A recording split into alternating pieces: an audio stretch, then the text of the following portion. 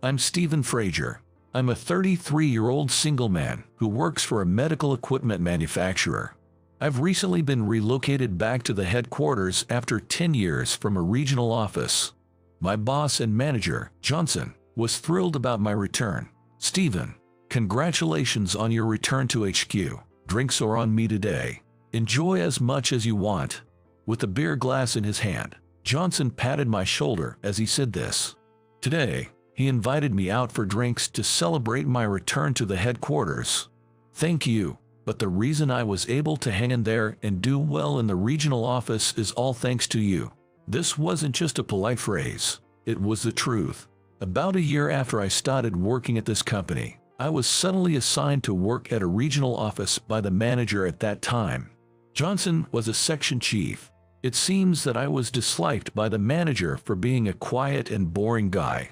That's why I ended up being sent to the regional office, which was just facing a staff shortage.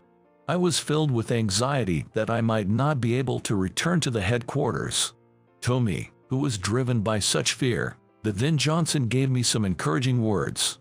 I was once sent from HQ to a regional office too. At first, I felt down, thinking I was kicked out because they didn't need me here. But, you see, I was able to get to my current position as a result of the achievements I made there. I want you to believe that this personnel change isn't a demotion, but a personnel decision to turn around the regional office. I need your help, Stephen, so please, don't lose heart and work hard at the regional office.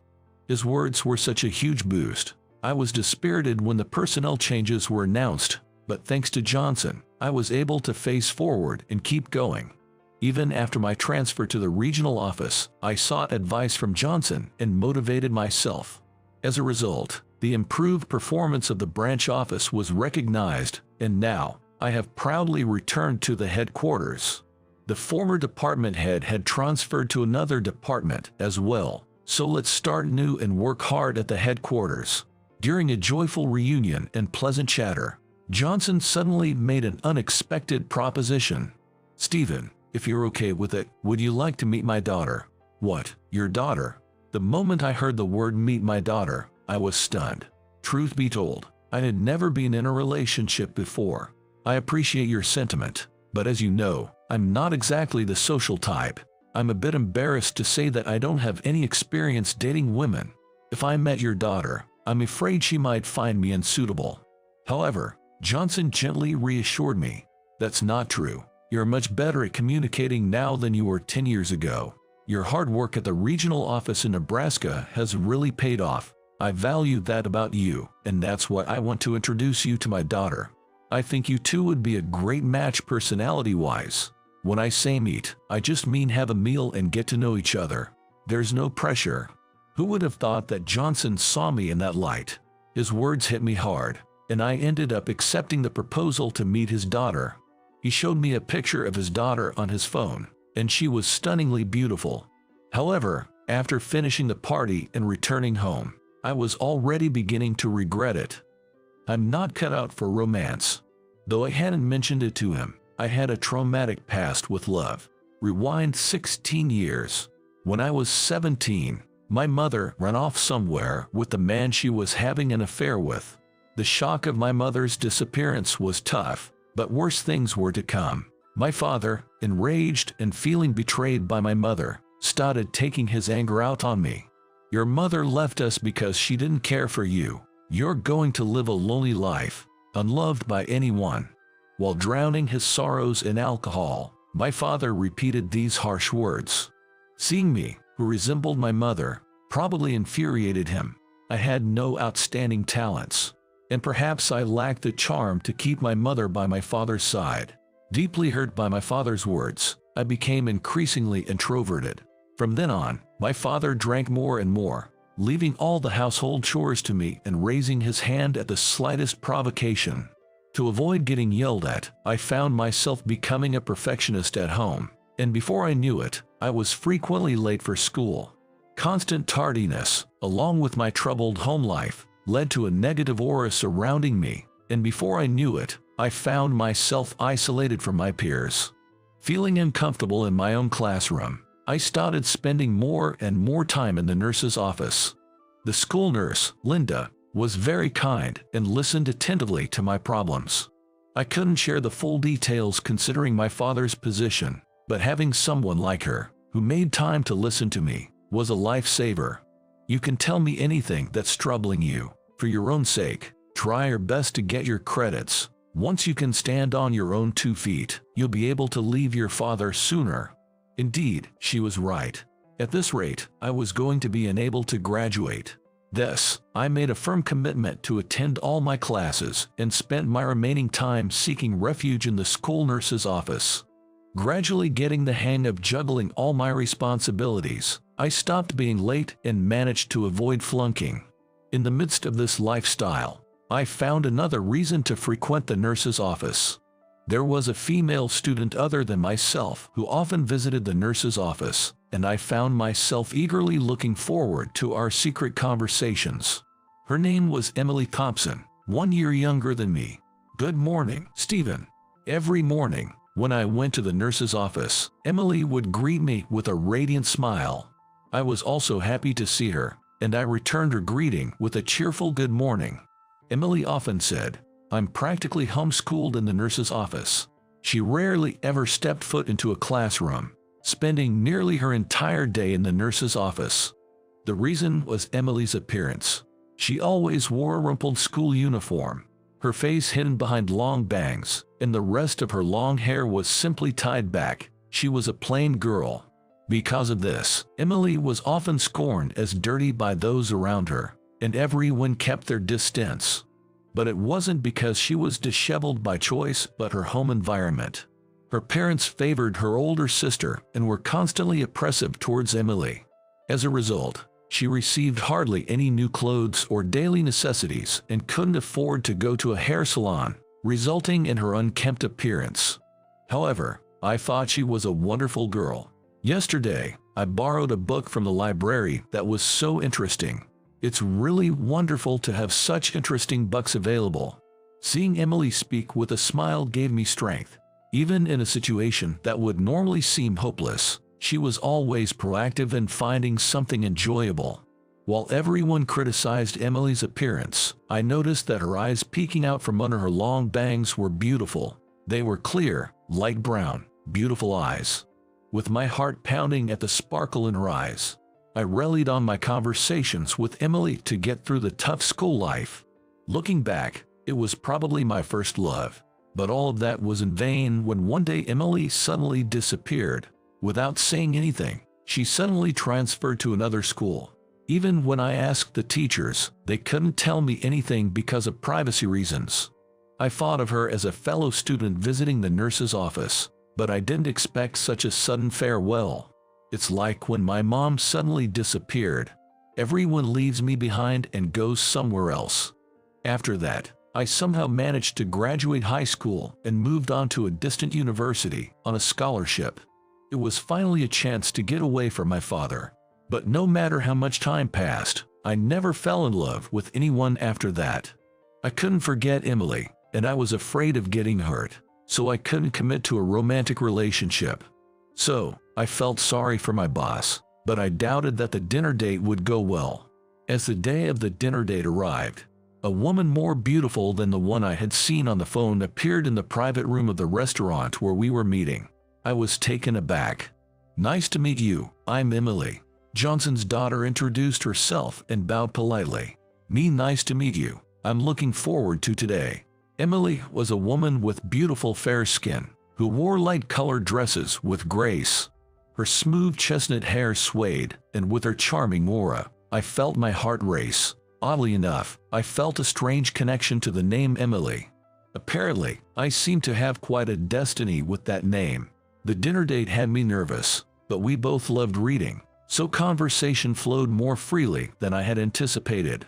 "You also enjoy reading, Stephen." "On my days off, I usually go to the library." "Interesting. Do you have any recent book recommendations?" When I asked her that, Emily explained her recommended book in an easy-to-understand way. Seeing her talk so animatedly with a smile, I found her very attractive. I never thought I would have such a fun time with a woman like this. However, at one point, her demeanor changed suddenly, and Emily fell silent with a mysterious look on her face.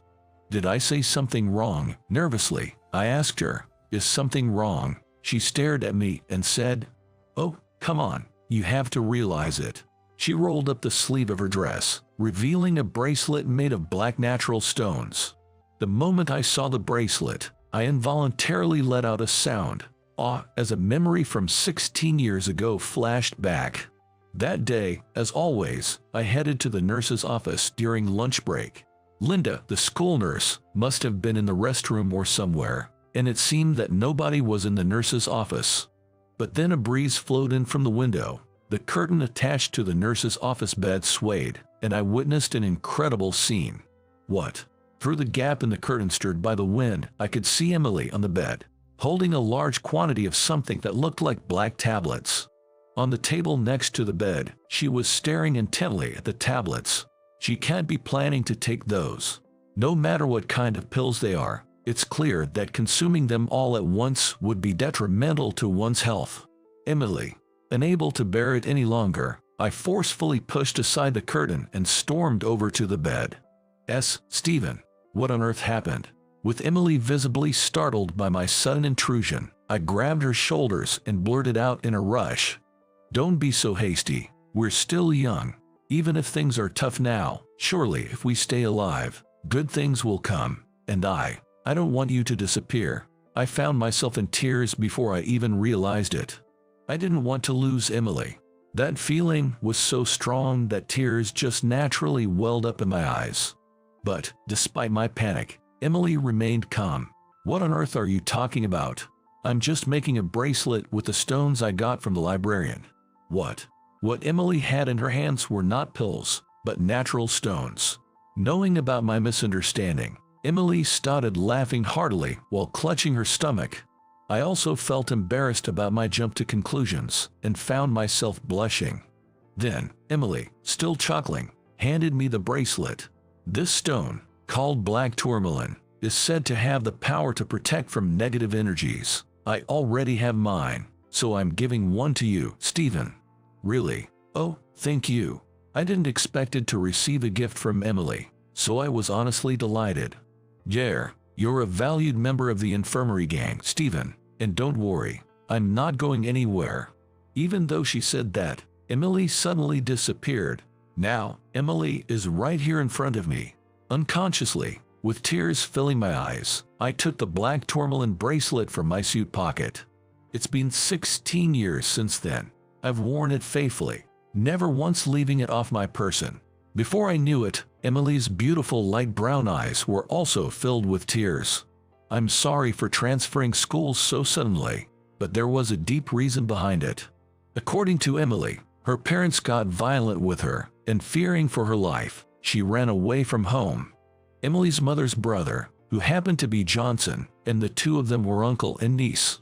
And Emily had sought help from Johnson, who lived in the next county. He was worried about Emily and could no longer leave her at her parents' home, so he cut ties with his sister and adopted Emily. So, Emily's last name had changed from Thompson to Miller. Hearing about Emily's dramatic past, my heart ached. It was natural for her to have transferred schools so suddenly. Wiping her tears, Emily opened her mouth. I've never been able to forget you since then. So, when my father brought up the dinner date, I was very surprised. I knew it was you right away because your last name is unusual. Honestly, I never thought I'd see you again, so I was really happy. I was a mess when I was in high school, wasn't I? I knew it, and I was really embarrassed. So I couldn't express my feelings at the time. Even if you're as kind as you are, Stephen, there's no way you'd fall in love with someone like me. Hearing Emily's words, I was surprised. I can't believe she felt the same way as me. I liked Emily too, but I had always assumed there were no women who would like me. But now, I think I've improved my appearance a bit. So let me say it, I'm in love with Stephen. Emily, please don't put yourself down like that. I've loved you for as long as I can remember. You've always been beautiful in my eyes, back then and now. I had to tell her that, I just had to, before Emily could finish speaking. It wasn't that I loved her because of who she is now. For me, Emily was always something special. Hearing my words, Emily blushed and tears welled up in her eyes. I could tell, though, that they were not tears of sorrow. Thank you. High school was tough, but having you, Stephen, there got me through those days. We held hands across the table, waiting for each other's tears to stop.